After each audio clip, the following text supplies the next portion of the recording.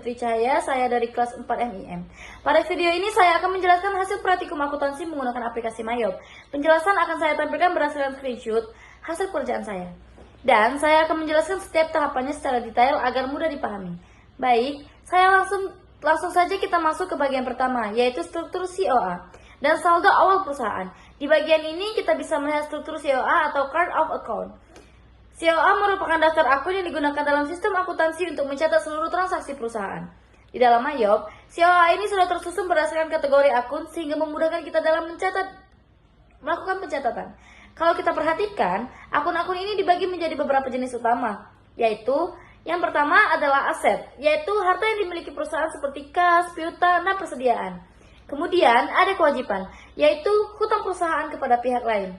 Selanjutnya ada modal, yaitu hak pemilik terhadap perusahaan. Kemudian ada pendapatan, yang merupakan hasil dari kegiatan usaha. Dan yang terakhir ada beban, yaitu pengeluaran yang digunakan untuk menjalankan operasional perusahaan. Struktur COA ini sangat penting karena semua transaksi yang kita input nantinya akan masuk ke dalam akun-akun ini. Jadi kalau COA tidak tersusun dengan baik, maka pencatatan juga bisa menjadi tidak rapi. Di sini kita bisa melihat proses input saldo awal melalui General Journal di Mayop.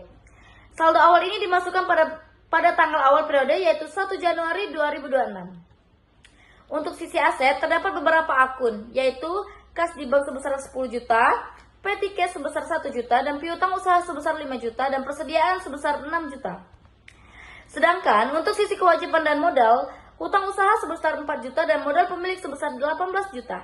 Di dalam akuntansi, setiap transaksi harus memiliki keseimbangan antara debit dan kredit. Pada jurnal ini, total debit adalah 22 juta dan total kredit adalah 22 juta juga.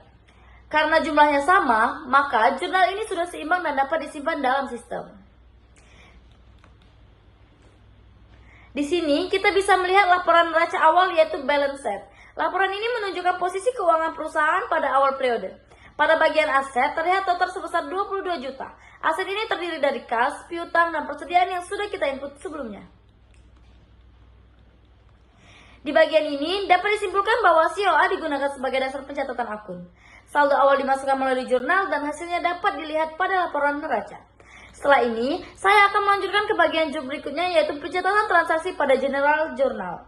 Setelah sebelumnya saya menjelaskan mengenai struktur COA dan saldo awal perusahaan, selanjutnya saya akan menjelaskan pencatatan transaksi ke dalam General Journal di Mayop. Pada bagian ini, transaksi yang dicatat merupakan transaksi selama periode Februari 2026 yang meliputi berbagai kegiatan operasional perusahaan.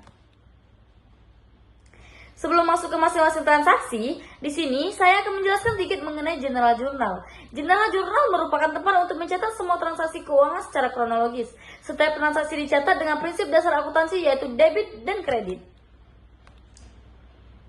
Dan pada gambar ini terlihat transaksi penyetoran modal awal oleh pemilik sebesar $2.000. Transaksi ini menunjukkan bahwa pemilik menambahkan dana ke dalam perusahaan. Karena kas perusahaan bertambah maka dicatat di sisi debit. Pada gambar 2, pada transaksi ini perusahaan membeli perlengkapan kantor secara tunai sebesar $120. Perlengkapan merupakan aset sehingga dicatat di sisi debit. Karena pembayaran dilakukan secara tunai maka kas berkurang dan dicatat di sisi kredit. Dan di gambar ketiga, pada gambar ini terlihat pembayaran sewa kantor sebesar $250. Sewa termasuk dalam beban operasional perusahaan. Dan pada gambar keempat, pada transaksi ini perusahaan menerima pendapatan jasa sebesar $300 secara tunai. Dan gambar kelima, di sini terlihat pembelian peralatan kantor secara kredit sebesar $500. Peralatan bertambah sehingga dicatat di debit. Namun karena belum dibayar, maka muncul hutang usaha di sisi kredit. Dan di gambar ke-6, pada transaksi ini perusahaan membayar gaji karyawan sebesar $180. Dan pada gambar ke-7, pada gambar ini terlihat perusahaan menerima pembayaran dari pelanggan sebesar $220. Kas bertambah di debit dan pendapatan bertambah di kredit. Dan pada gambar ke-9, pada gambar ini terlihat pembayaran listrik sebesar $90. Listrik adalah termasuk beban sehingga dicatat di debit dan kas di kredit. Di gambar ke-10, pada transaksi terakhir, pemilikan pengambilan uang perusahaan sebesar $75 untuk keperluan pribadi. Dari keseluruhan transaksi yang telah dijelaskan, dapat disimpulkan bahwa setiap transaksi dalam Mayop selalu mengikuti prinsip debit dan kredit yang seimbang. Selain itu, sistem Mayop juga membantu memastikan bahwa tidak terjadi kesalahan pencatatan karena transaksi tidak bisa disimpan jika tidak seimbang. Setelah memahami pencatatan transaksi dalam General Journal, selanjutnya saya akan menjelaskan proses penjualan dalam Mayop, yaitu invoice, quotes, dan sales order. Setelah sebelumnya saya menjelaskan pencatatan transaksi pada General Journal, selanjutnya saya akan menjelaskan proses penjualan dalam aplikasi Mayop. Pada bagian ini, terdapat 3 fitur utama, yaitu quotes, sales order, yang menunjukkan pada bagian ini terdapat 3 fitur utama, yaitu quotes, sales order, dan invoice yang menunjukkan alur penjualan dari awal sampai transaksi selesai. Dalam sistem Mayop, proses penjualan tidak langsung terjadi begitu saja, tetapi melalui beberapa tahapan. Tahapan ini dimulai dari penawaran kepada pelanggan, kemudian menjadi pesanan, dan akhirnya menjadi transaksi penjualan yang menghasilkan pendapatan. Hal ini penting karena dalam dunia bisnis tidak semua penawaran langsung menjadi transaksi. Oleh karena itu, Mayop menyediakan fitur untuk mencatat setiap tahapan tersebut agar lebih terstruktur dan mudah dikontrol. Pada bagian ini, kita bisa melihat tampilan quotes atau penawaran harga kepada pelanggan. Quotes digunakan sebelum transaksi terjadi, yaitu saat perusahaan menawarkan barang atau jasa kepada calon pelanggan. Dalam quotes, biasanya berisi informasi seperti nama pelanggan, barang atau jasa yang ditawarkan, jumlah atau kuantitas, dan harga dan total penawaran. Dan di sini adalah screenshot dari sales order. Selanjutnya adalah sales order, yaitu pesanan dari pelanggan yang sudah disetujui. Artinya, pelanggan sudah sepakat dengan penawaran yang diberikan. Selanjutnya adalah invoice, yaitu bukti transaksi penjualan yang sudah terjadi. Pada tahap ini, barang atau jasa sudah diberikan kepada pelanggan, dan perusahaan berhak menerima pembayaran. Berbeda dengan cost dan sales order, invoice sudah mempengaruhi laporan keuangan. Karena tahap ini, pendapatan sudah diakui. Dalam invoice, biasanya sudah terdapat data pelanggan, barang atau jasa, harga, dan total pembayaran. Jika disimpulkan, maka alur penjualan dalam Mayop adalah sebagai berikut. Dimulai dari quote sebagai penawaran, kemudian menjadi sales order sebagai pesanan, dan terakhir menjadi invoice sebagai transaksi yang menghasilkan pendapatan. Dari bagian ini dapat disimpulkan bahwa fitur penjualan dalam Mayop sangat membantu dalam mengelola proses bisnis, terutama dalam mengatur penawaran ke pelanggan, mengelola pesanan, dan mencatat transaksi penjualan. Selain itu, sistem ini juga membantu perusahaan dalam memonitor setiap tahapan penjualan dengan lebih jelas dan terorganisasi. Setelah memahami proses penjualan, selanjutnya saya akan menjelaskan bagian terakhir, yaitu pembelian lanjutan dan transaksi kompleks dalam Mayop.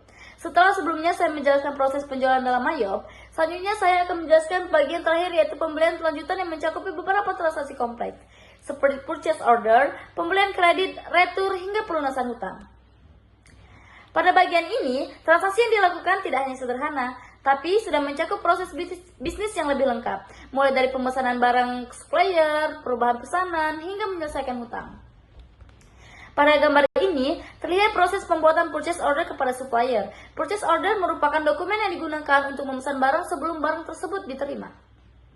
Selanjutnya, pada gambar ini terlihat adanya revisi pesanan, yaitu perusahaan jumlah barang dari 110 unit menjadi 12 unit. Pada tahap ini, purchase order sudah diubah menjadi pembelian kredit atau bill. Artinya, barang sudah diterima, perusahaan memiliki kewajiban untuk membayar. Transaksi ini kompleks karena terdapat beberapa komponen tambahan, yaitu pertama adanya diskon sebesar 5% yang mengurangi total harga barang, kedua ada ongkos kirim atau freight yang menambah biaya pembelian, dan ketiga adanya pajak sebesar 10% yang dihitung biaya pembelian, dan ketiga adanya pajak sebesar 10% yang dihitung di luar harga barang. Pada bagian ini terlihat transaksi retur pembelian, yaitu mengembalikan barang ke supplier sebanyak 2 unit. Pada tahap ini, nilai retur dialokasikan ke hutang yang ada.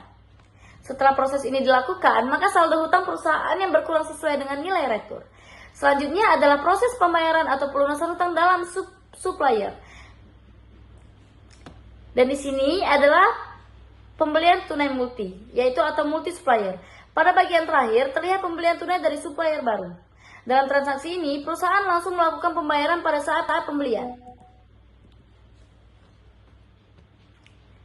Dari seluruh transaksi pembelian lanjutan ini, dapat disimpulkan bahwa proses pembelian dalam Mayop tidak hanya mencatat transaksi sederhana, tetapi juga mampu menangani transaksi kompleks seperti diskon, pajak, retur, dan pelunasan hutang.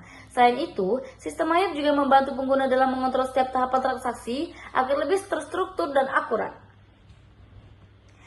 Sebagai kesimpulan dari seluruh praktikum yang telah saya lakukan, dapat disimpulkan bahwa aplikasi Mayop sangat membantu dalam proses pencatatan akuntansi baik dalam transaksi sederhana maupun kompleks.